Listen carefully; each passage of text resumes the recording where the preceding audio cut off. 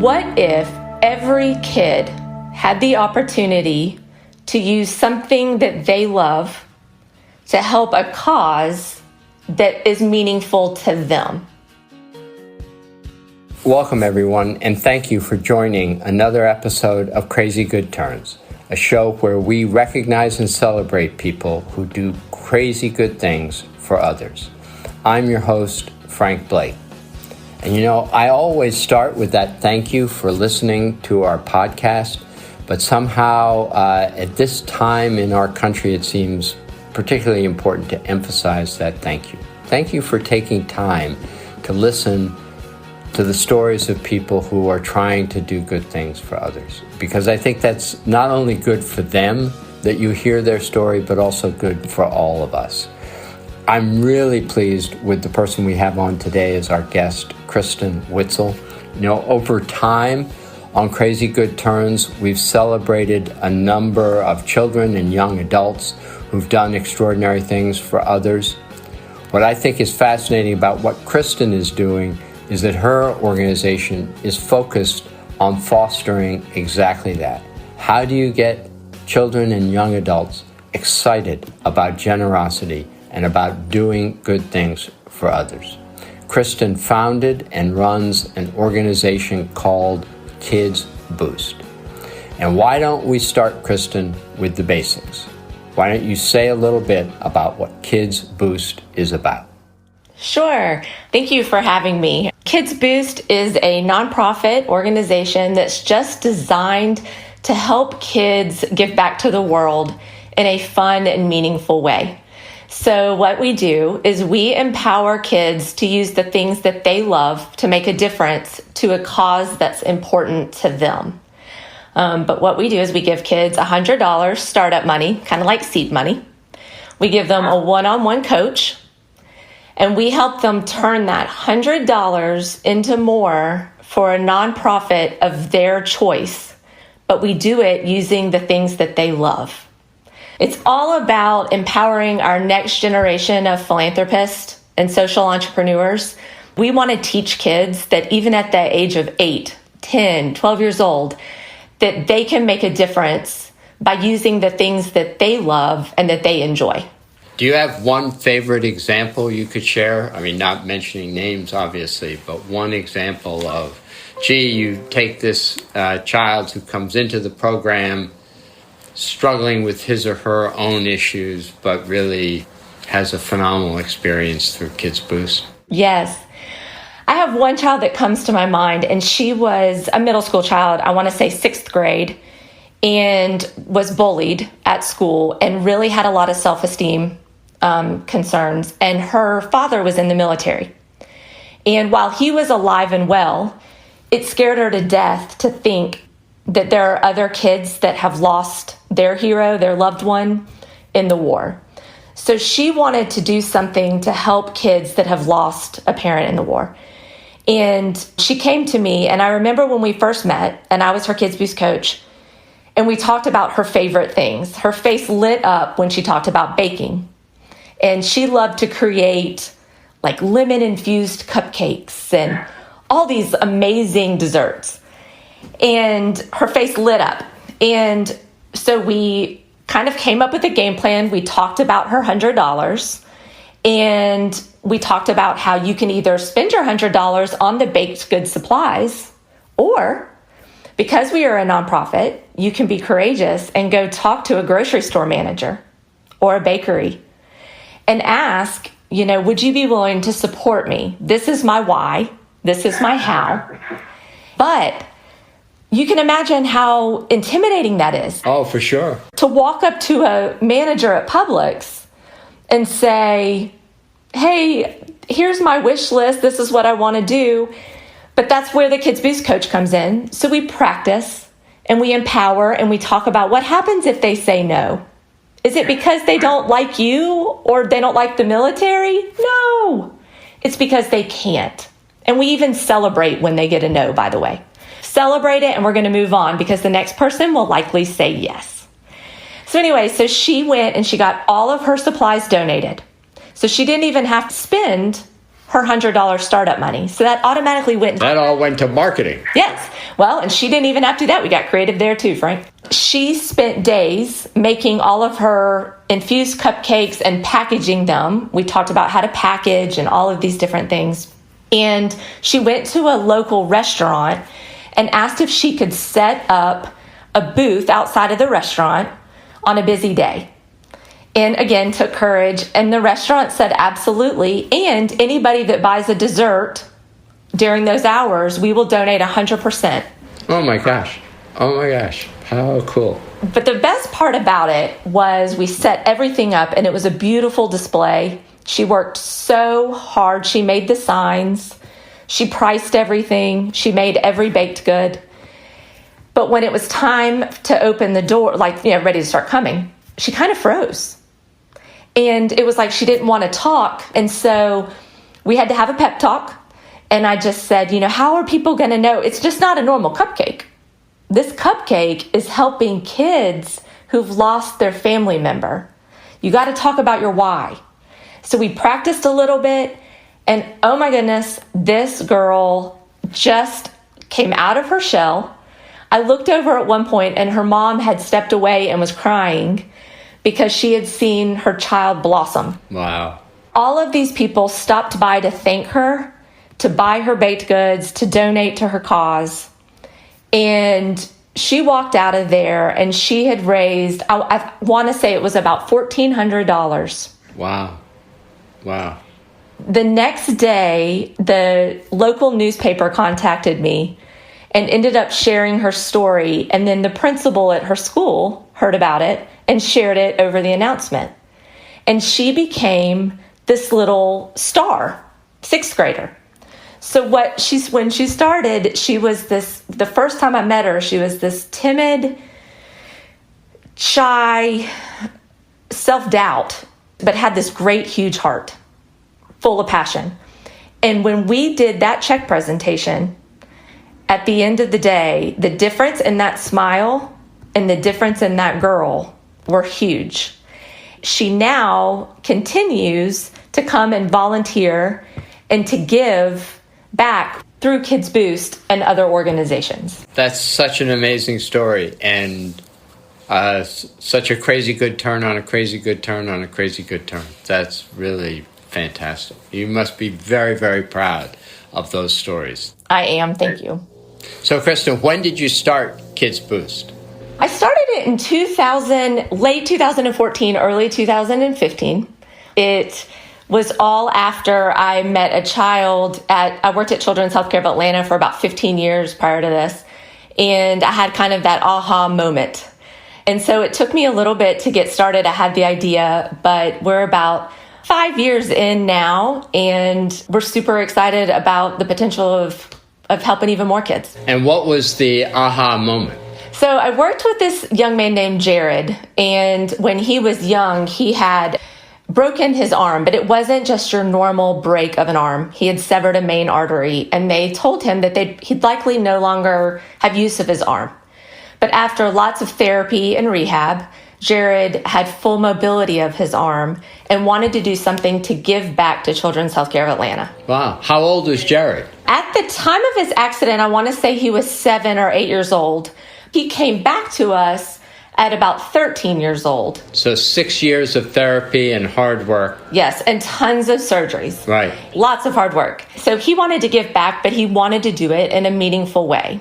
And so we brainstormed together, and he talked about how one of his therapies was using the indoor climbing places where he would climb walls. Rock walls, yeah. And you can imagine that that's hard and a great therapy when you're trying to gain use of your arm. Well, so what we did is we decided to have Jared's Climb for Kids. And he got family and friends to pledge per wall that he could climb. And he would raise money for Children's Healthcare of Atlanta. And he would climb until he couldn't climb anymore. And Kristen, how involved were you in this? I mean, first off, Jared must be quite extraordinary because he goes through all this time.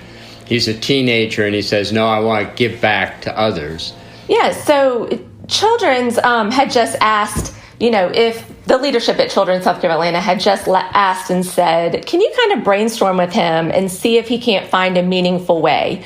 He didn't just want to collect DVDs, for instance, which is helpful, but he wanted to get his feet just a little bit wet. He wanted to do something. And so I just had the privilege, honestly, of sitting down with he and his family and brainstorming. And then that conversation led to numerous conversations throughout the project and kind of logistics of how are we going to do this? When are we going to do this? How can we get the support? And sure enough, he climbed for 2 days and was able to raise $2,500. Wow. To give back to help teenagers while in the hospital. And when he was coming to present his check, I remember thinking very clearly, what if every kid had the opportunity to use something that they love to help a cause that is meaningful to them? And that was when the idea of Kids Boost was born. And how did you come up with the structure around it? How did you take that inspiration from Jared, seeing it fulfilled? How do you come up with a full-blown idea? Well, so it's a good question. So I sat on it, to be completely honest. I sat on the idea and I journaled about it and just really brainstormed, what's out there. And as a mom, I realized that, as a parent, we want our kids to volunteer. We want our kids to do great things and to be generous and loving. But let's just be honest, there's not many opportunities out there for young children to volunteer. And for, understandable reasons, safety and concerns. And you're talking roughly the age bracket. What age bracket are you talking here? Kids Boost works with kids 8 to 14. And that's the age group that I really talk about a lot because they are the kids that are on fire. They're the kids who really want to make a difference in the world. They have passion, they have time, they have energy. But we don't ask our kids too often, what breaks your heart? Who do you want to help? We kind of tell our kids, you know what, today we're going to go run this race, or we're going to sell cookies for this cause, or, whatever the case may be. And all of that is wonderful, right? But when do we ever stop and say, what's on your heart? Who would you like to help? And so I kind of journaled all of these thoughts and really reflected a lot on Jared. But to be honest, I was a single mom and I thought, I love my job. I can't just quit my job to start a nonprofit. And so I sat on it, but it just kept kind of eating at me. And I kept dreaming and dreaming. And so finally, I just decided one day, I'm going to take my savings and I am going to reach out to some of the kids in my neighborhood and say, let's just try this. Humor me for a minute. And so I gave 10 kids $100. And I said, I will help you through the whole process. But I'm going to give you this $100. And I'm going to ask you one simple question. What makes your heart happy? And with that, we are going to turn that $100 into more for a charity of your choice. But they knew it had to be to help others. It couldn't be what makes my heart happy is playing Minecraft. Exactly. And you'd give them... Well, and It could be that Minecraft makes their heart happy, but then our challenge was to figure out how can we use Minecraft to make a difference in the world. Oh, wow. So you'd start it with anything. Just what makes my heart happy. It doesn't have to be helping others. Then you use that as the entry point to the helping of others. Exactly. I think that we're in a day and an age where we see that giving and community service can often be looked at as this negative thing, which confuses me. It's a punishment. If you do something wrong, you get community service, or It's a little bit like spinach. Yeah. Exactly. If you have to do X amount of hours to get into this club or to college. And while those are beautiful things, kids innately want to make a difference. They want to do something. They just need a little help. And they need a little empowerment. And that's where Kids Boost really comes in. So after years of kind of dreaming about it, I took a crazy leap of faith. I started with the 10 kids in my neighborhood. And it was very exciting. They did everything from an ice cream social to a tennis tournament, just a little neighborhood tennis tournament. So how would it work? So first you'd ask them, what makes your heart happy? And we'll go, for the sake of discussion, somebody says tennis.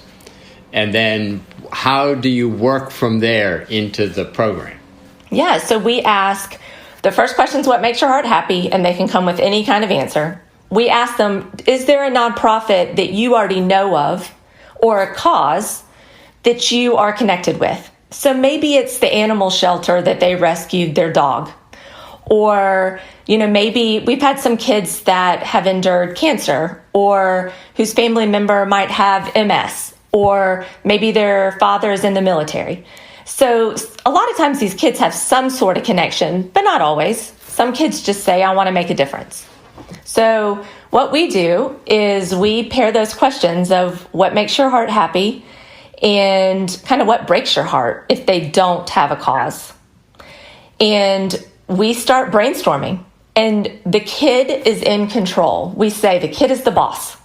The coach, the Kids Boost coach that's provided, is just their cheerleader, their encourager. And the coach is a volunteer from your neighborhood or the community, or where's the coach come from? It's actually a trained person in child development. This is somebody who knows kids. We work with kids of all abilities, all backgrounds. And so all of our Kids Boost coaches are trained to work with kids and work with families in all different areas. And so they're able to meet the child where they are, where they're at, and really help them. Our biggest goal as a Kids Boost coach is to improve self-esteem and to give these kids the opportunity to catch that giving bug. So this is brilliant because it's also developing the child as well as helping others. And I assume, and these coaches, I didn't realize that they were trained professionals. Are there exercises that they typically, do they have objectives that they're working through with each child? Yes.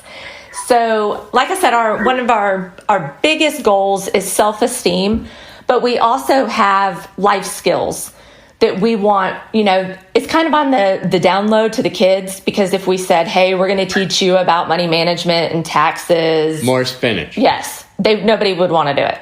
But what we're trying to do is teach those real life lessons in a very fun and meaningful way. So afterwards, some of our parents talk about how they've seen their kid communicate with a third-party adult, that they've never seen that happen before. Kids are constantly texting, but often, how many times do we see our kids pick up the phone to call an adult to have a conversation? We give them that $100, which is empowering. It's for two purposes. First is we keep all kids on an equal playing field. So we work with kids of all different backgrounds.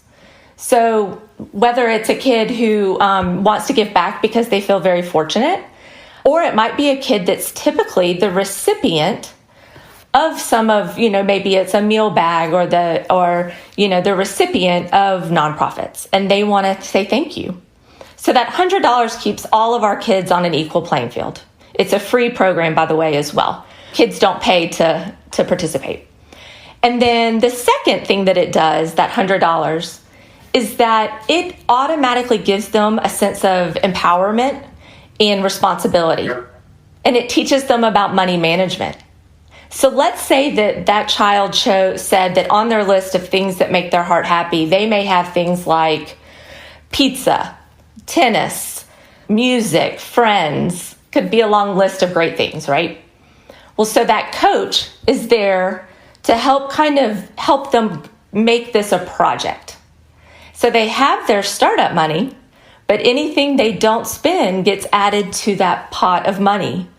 And as long as they come back with $101, they're considered successful. However, our kids average about $1,900. Wow. They turn $100 into $1,900 of donations. Exactly. For nonprofits of their choice. And so at the end of their project, they get to take the big, we call them Ellen-style checks. Right. They get to go and take the check to the nonprofit, and we try to connect the dots about where that money is going and other ways that they can get involved with that organization. So how does a child know that this exists? Is it just word of mouth, or do you have lots of people applying? How does that work? Yeah, so it's a little bit of both. At first we also do some programming within schools and churches and temples and community groups, just really trying to empower kids to use what they have to make a difference. And with that, we get some of our kids boosters. I would say, though, honestly, one of our biggest ways that we've received is word of mouth. I always say awesome kids hang out with awesome kids. You have a kids booster who's doing a project, and maybe they're hosting a video game truck to help rescue dogs. Maybe that's their project. Likely, one of their friends, will be in attendance and think, oh, I could do this. I want to do this. Kids Boost is a cycle of giving. So 80% of whatever the child raises goes directly to the nonprofit of their choice. The other 20% goes to help another kid get started with their material. Paying it forward. Exactly. Yeah. What are some of your favorite ideas that have been created through this? Gosh, we've had so many. We've had 168 kids participate, but we've had everything from a bracelet making party. We've had a dog show where one of the little girls everybody could bring their dogs and enter it into the dog show, and she gave awards to every dog. We've had ice cream socials, video game trucks, video games, as you mentioned, Minecraft. Video games are a big thing, so that's always a good one. Sports, we've had penalty kick challenges for our soccer players. We've had competitions, dance competitions, and fashion shows. We've had a little bit of everything, and even during the pandemic, we've kind of had to do a crazy good turn, and we switched to a lot of virtual projects. So we've helped kids, even during this time, to still use what they love to help a cause that's important right now. And I think you and I both can agree that the world needs more love right now than ever. So we've actually, over the past couple months, have helped kids raise more than $25,000 for different causes. And that could be things like, we've had one little girl, Bella, who at 10 years old loves gymnastics. And so she asked families to do a family virtual gymnastics routine and make a donation. And all of the money went to go buy masks for frontline community heroes in her town. Wow. And has the virus made the fundraising part of what you do much more difficult because you can't do in-person events, or it's just a speed bump? You're over that?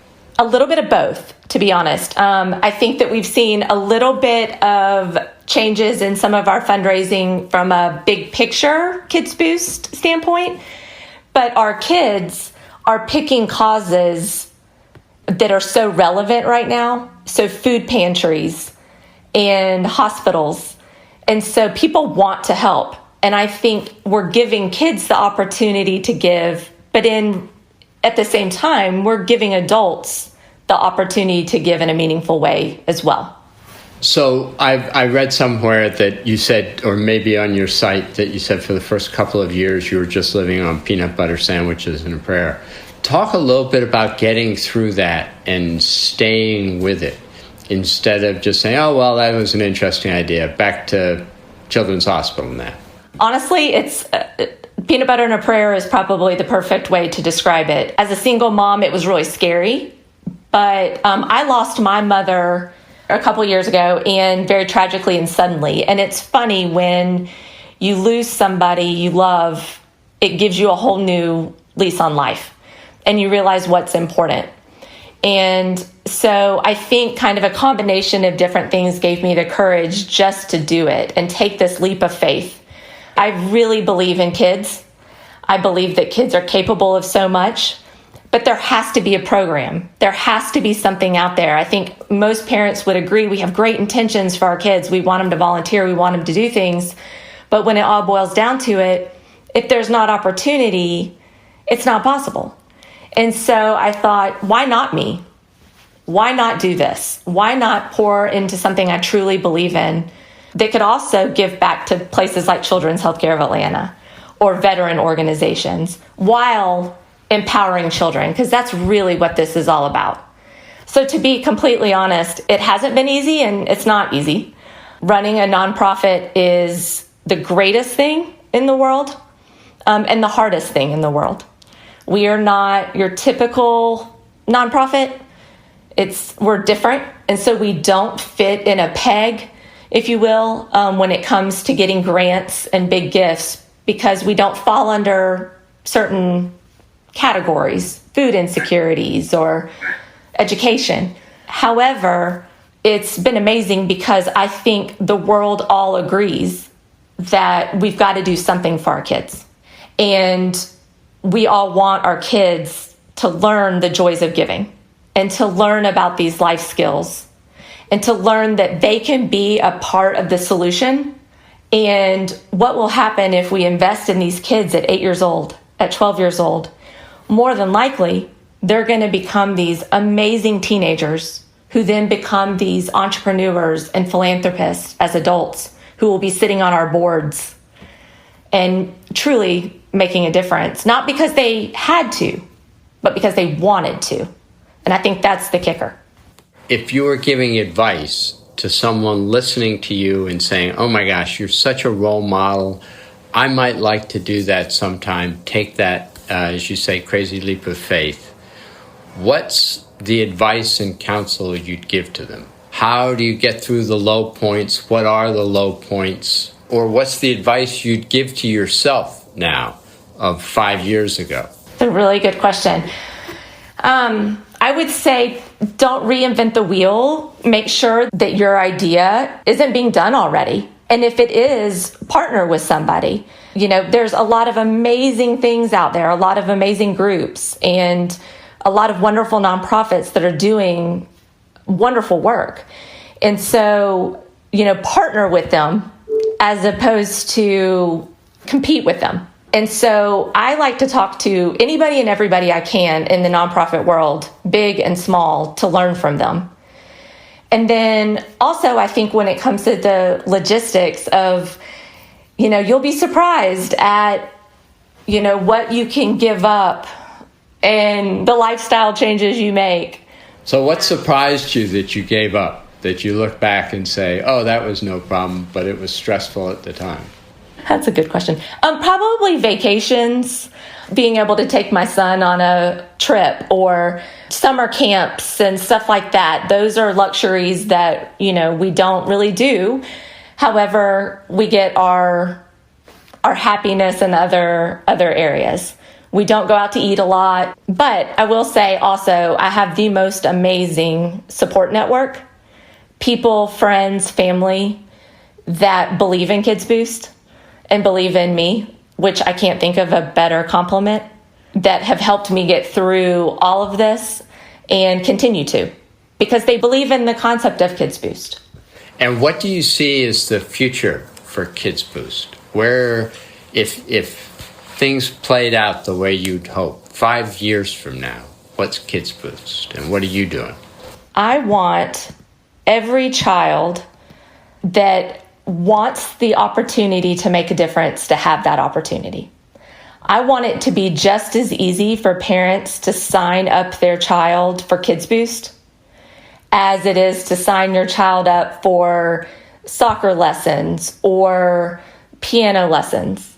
I want kids to look at philanthropy and giving back as fun. So I want it to be accessible. Right now, we're only in Georgia. My hope is to grow Kids Boost beyond Georgia. So 5 years might be pushing it a little bit. One day, Frank, I hope I can say that Kids Boost is in all 50 states and beyond. And then at some point, I suspect it becomes pretty difficult for you to handle it on your own, and you got to get a staff. Where are you in that sort of developmental cycle for Kids Boost? Sure. So right now we are a small but mighty team of 3, which is even exciting because, you know, when you start, it's just one. So we like our team of 3. When did you hire your first person, out of curiosity? About 2 years ago. And then I hired my third about a year ago. And is the community that supports your idea, are they other child development specialists like yourself, educators, just a network of growing friends? What's that community look like? It's a lot of people that first and foremost believe in kids. I'm proud to say that our biggest supporters tend to be our past Kids Boost parents, because they've seen their kids in action. They see that this isn't just a bake sale. They see what their child, what all went into it, how their child grew, and the benefits of Kids Boost, that it wasn't just a check presentation, that these kids gained all these life skills. And I'm also proud to say that I think it's 95% right now of our kids want to stay involved and even do it again. Wow. Oh, that's terrific. So it's really exciting to see. So our biggest supporters often are our own little community, which I didn't anticipate when I started it. And it's exciting to see that it's a community of great kids who want to make a difference, who don't want to stop. They want to keep giving. The other key areas of people that I've seen that love to support Kids Boost are financial planners, people in the financial world, because they love the concept that we have given kids about $12,000, and they've turned that into $265,000. Wow, that's impressive. For nonprofits. So if you think about it from even just helping our kids understand about money and money management and business, it's a great way to do that while teaching philanthropy. So that's another one of our areas of support, along with family foundations, families in general who truly want to see the next generation of philanthropists who want to empower our kids. In your role as a child development specialist, would you talk a little bit about philanthropy and children? What does that bring out? What does it reinforce? What are you seeing as the positives from that? Yes, especially right now. The world is a scary place, not just during the pandemic, but it's a scary place. They hear about people that have cancer, whether that be in their school or in their family. They hear about animals being abused. They hear about war. They hear about people that are homeless or without food. And that's a really scary thing. And I think kids hear about it, but they often don't know what they can do about it. And that's where Kids Boost comes in. And really, philanthropy, it gives them a positive outlet. It allows them to take action, to feel a part of the solution, and feel like that they're making a difference, even at the age of 8, even at the age of 10, that they can do something to make a difference. And that sense of control is powerful. I think for adults, it's powerful, but for a kid, even more so.